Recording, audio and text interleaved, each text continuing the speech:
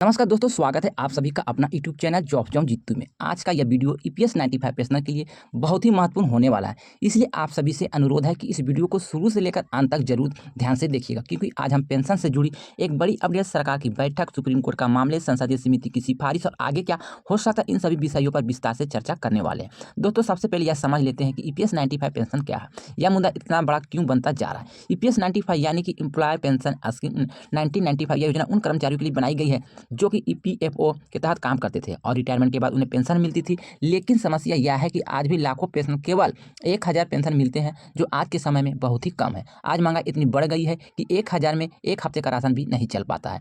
दवाई खर्च, अस्पताल खर्च, बिजली बिल, किराया, इन सबको मिलाकर देखा जाए तो एक बुजुर्ग व्यक्ति का खर्च कम से कम 8 से लेकर 10,000 प्रति माह होता है। ऐसे में 1000 पेंशन में जीवन चलना बहुत ही मुश्किल हो जाता है। इसी वजह से ईपीएस 95 पेंशनर पिछले कई वर्षों से न्यूनतम पेंशन बढ़ाने की मांग कर रहे थे। पेंशन की मुख्य मांगे 3 थी। मैं आपको सारा जानकारी, सारा इन्फॉर्मेशन इस वीडियो में आपको डिटेल से बताएंगे। लेकिन उससे पहले आपसे छोटी सी रिक्वेस्ट करेंगे कि अगर आप लोग चैनल पर पहली बार जुड़े हैं तो चैनल को सब्सक्राइब कर लीजिएगा। वीडियो पसंद आएंगे तो वीडियो को लाइक कीजिएगा, वीडियो को शेयर कीजिएगा। दोस्तों, पिछले समय में आप देखोगे ईपीएस 95 पेंशन का मामला कोर्ट और सरकार दोनों के पास चले थे। पेंशन संगठन सुप्रीम कोर्ट याचिका दायर की थी, जिसमें कहा गया था कि 1000 पेंशन जीवन चलना संभव नहीं है, इसलिए पेंशन बढ़ाई जाए। यानी कि दोस्तों, आप लोग को भी पता होगा। इसके बाद सुप्रीम कोर्ट ने केंद्र सरकार से जवाब मांगा और कहा कि इस मामले को गंभीरता से देखा जाए। कोर्ट ने यह भी कहा कि बुजुर्ग को पेंशन सम्मानजनक जीवन मिलना चाहिए और सरकार को इस विषय पर निर्णय लेना चाहिए।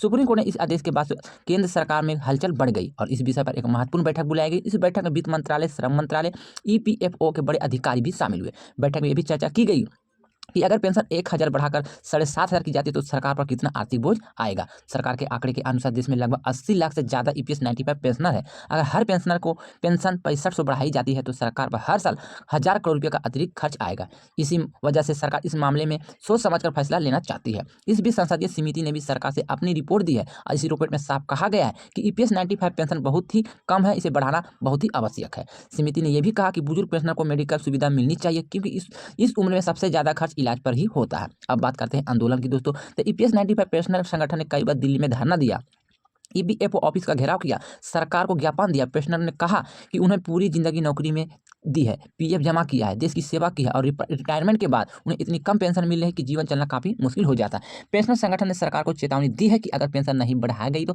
देश भर में बड़ा आंदोलन किया जाएगा। इसमें जेल भरो आंदोलन, धरना प्रदर्शन और सरकारी कार्यालय को घेराव किया जा सकता है। सबसे बड़ा सवाल यह है कि क्या पेंशन 7,500 हो सकती है, तो इसका जवाब पूरी तरह से स्पष्ट नहीं है। लेकिन कई रिपोर्टर ने यह भी कहा कि सरकार पेंशन बढ़ाने पर विचार कर रही है। हो सकता है सरकार एकदम 7,500 पेंशन ना करे, लेकिन पेंशन को 3000 या 5000 बढ़ाया जा सकता है और बाद में इसे और भी बढ़ाया जा सकता है। इसके अलावा सरकार आयुष्मान भारत योजना के तहत पेंशनर को मुफ्त इलाज की सुविधा भी दे सकती है। अगर ऐसा होता है तो पेंशनर के लिए बहुत ही बड़ी राहत मिलेगी।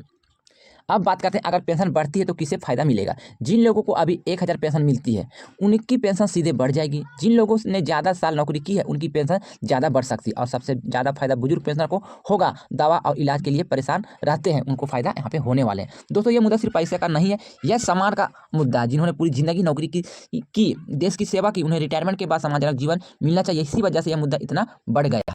अब आगे क्या हो सकता है यह समझ लेते हैं कि सरकार इस विषय पर समिति बनाती है तो बजट में पेंशन की बढ़ोतरी की घोषणा हो सकती है।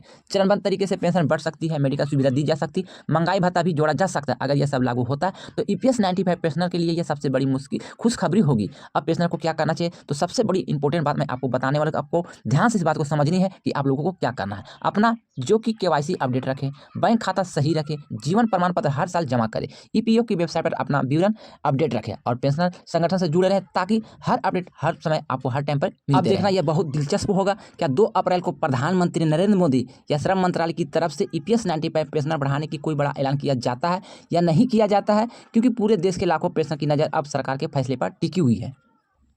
दोस्तों, आप लोगों का क्या मानना है कि क्या ईपीएस 95 पेंशन को 7,500 होनी चाहिए, नहीं होनी चाहिए? क्या सरकार इस पर ऐलान कर सकते हैं या नहीं कर सकते? आप लोग अपने राय को कमेंट में जरूर बताइएगा। अगर ये जानकारी आपको अच्छे लगे हैं तो वीडियो को लाइक कर सकते हैं, वीडियो को शेयर कर सकते हैं और चैनल पर पहली बार जुड़ गए हैं तो चैनल को भी सब्सक्राइब कर सकते हैं, क्योंकि सब्सक्राइब करने में आपसे पैसा शुल्क चार्ज नहीं लगता है। सब्सक्राइब करना बिल्कुल ही मुफ्त है, क्योंकि ये एक ऐसा यूट्यूब चैनल है जहाँ पर ईपीएस 95 पेंशन को लेकर नई जानकारी, नई अपडेट सबसे पहले दिया जाता है। तो मैंने सारा जानकारी, सारा इन्फॉर्मेशन इस वीडियो में बता दी है। फिर भी कोई जानकारी छूट गए, बोलने में मिस्टेक हो गया या तो कोई गलती हो गया तो आप अपना छोटा भाई समझ के क्षमा कीजिएगा। मिलते हैं दोस्तों नई खबर में, नई जानकारी, नई सूचना के साथ। जब तक good bye, thanks for watching. जय हिंद, जय भारत।